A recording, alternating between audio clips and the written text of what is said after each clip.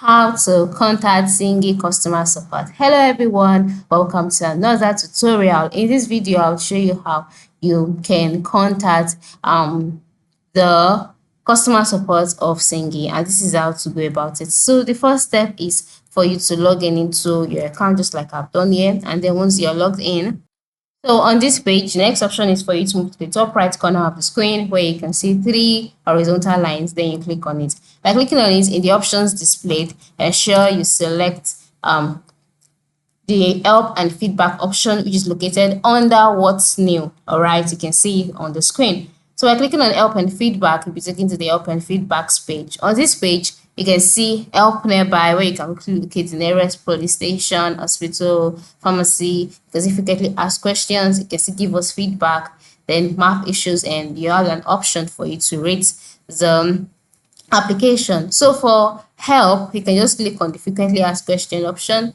All right, if you need help from the customer service, and then you can now go ahead to check through the articles that have answered questions that you might have. So you can just go through that and go through the article, search out the ones that answer your questions, and you are good to go. So you can just click on an article if this is your question. Then you can see an article that addressed that question already. So ensure you read through this, follow the instructions, and then if you cannot still find a solution after reading the article, then at the last part of the page, you can see the option submit a request. So click on that, and then you'll be redirected to another page where you can enter in your name, your email, the version of your product, your device model name, check the captcha to be sure that you are not a robot, click on submit, and then a response will be sent to you via your email account that has been registered with Sygic. So this is how it works. So in case you're wondering how you can contact support,